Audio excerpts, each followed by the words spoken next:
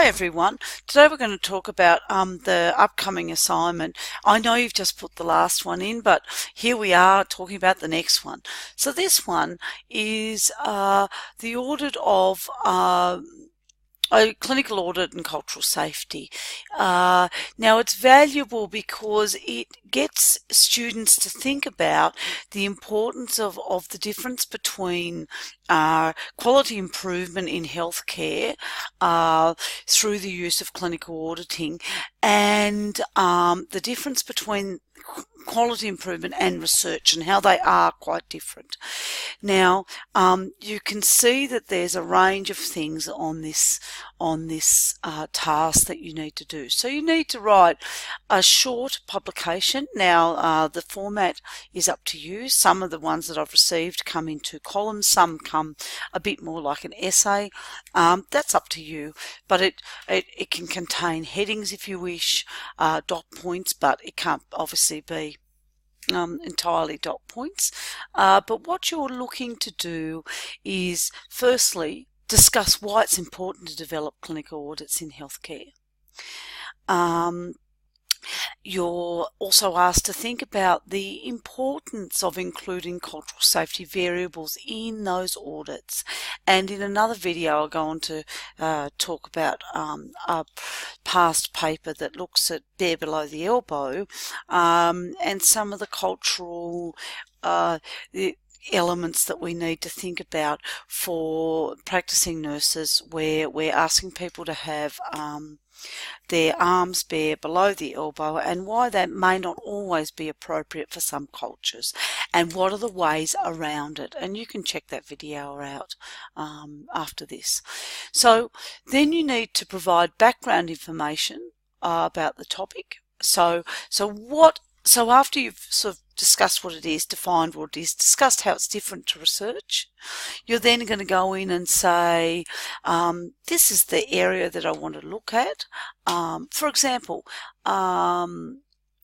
you might, for example, look at wound care of a particular type of wound that might be undertaken in a particular group of people, say in women, and whether it's culturally appropriate for a male nurse to look at some particular areas of the body on a woman from different cultures, from particular cultures. Similarly, there was quite a nice audit done some time ago where a student discussed the importance of not making eye contact with elders. Now this student came from a spot in Australia where she was involved in caring for quite a significant Aboriginal and Torres Strait Islander population, and she talked about the importance as a woman of not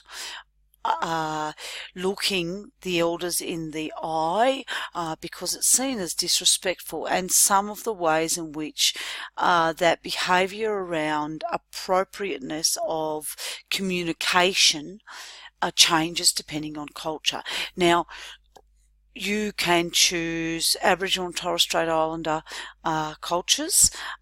You can choose a particular one of those cultures. So you might decide that you know quite a bit about the tribe in your particular area, or the clan or mob, depending on what state you're in, and you might want to discuss some of the ways in which the care for the people in your area changes, and something that you've noted in your practice. Similarly, if you're in Canada, you might like to investigate some of the cultural safety variables around some of the First Nations people there, and how care needs to change based on what or who the person is in front of you. Also, the other way you might want to approach this assignment is you might actually want to look at, you might work in an area where you have a high population of first or second generation Canadians or Australians or wherever you are, where it's a larger proportion of other cultures that are not white, Caucasian, Anglo-Saxon, and how there might be some changes in the way in which you care for people and how you would then need to audit practice based on that. The paper that I discuss later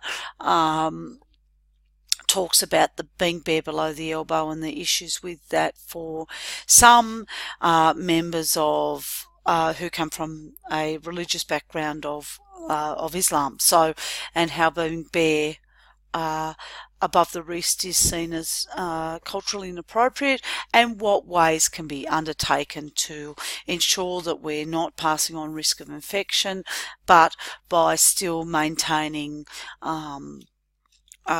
culturally appropriate dress wear. So there are things like that you can think about, or particular things like the communication thing I discussed earlier with elders. For the Canadian students, there's probably a range of other things that you could discuss, and I find, well, I really welcome you to, discuss the topics with me as you develop them, because obviously they're absolutely, this is an absolutely interesting assignment to get students feedback on, because it's getting you to think about your practice, thinking about the difference between research. Now, this is critical inquiry, this subject, so it's not just research, it's about it's teaching thinking, and it's looking at your practice, looking at what's going on in your area and making sure that you're up to standard, basically. And as standards and guidelines change, making sure that your practice moves with those standards and guidelines. So we've done a nice little introduction. We've talked about why it's important to develop them. You might have provided a short definition of how research is different to clinical audits. You're going to provide background on the topic, and then you're going to start to discuss how it's important to consider the cultural safety variables, or the cultural competence variables, or culturally respectful variables for the provision of your care, and then look at a tool in which you could do an audit, and you may find that the tool will need adjustments based on it's probably been written for the dominant paradigm wherever you are. And so if that is the case, you may need to make comment that it needs adjustment, and as part of that, pop the tool into the appendix so that I can see how you've done that adjustment. And it's really teaching you to examine the existing audit tools and think about the elements of culturally respectful care and combine them. It then is getting you to think about that sort of creativity part of, say, the Bloom's taxonomy, where we're getting you to think about, well, this tool doesn't work. I've got, these things I actually need to think about with this particular culture that I've chosen. How am I going to adapt this tool to assist me doing that? And that's part of that creation of new knowledge.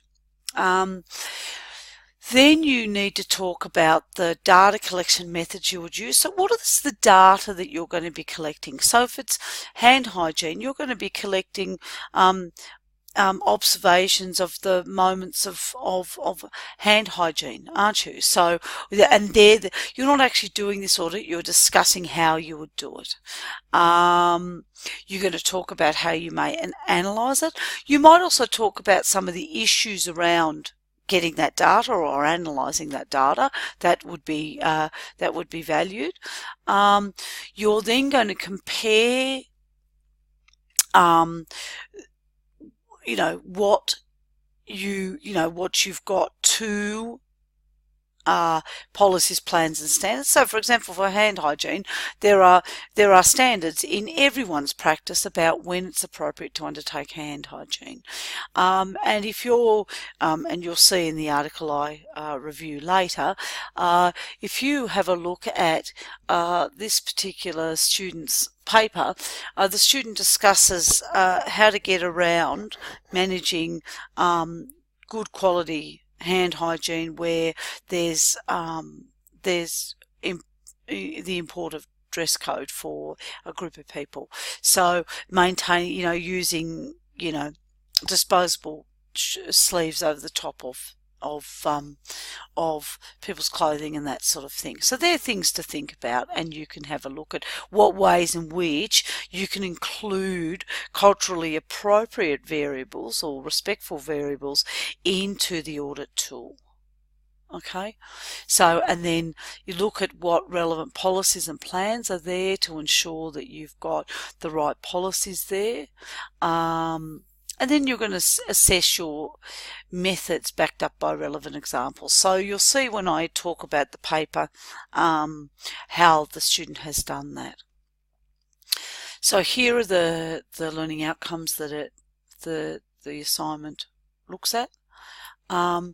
Then we get to the rubric, and I'll talk about this in the online meeting when we get to that a bit more.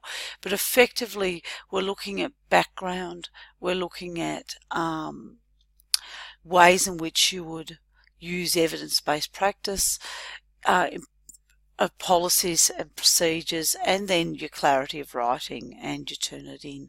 And we'll go through them in a great deal more detail. So I hope you can join us then.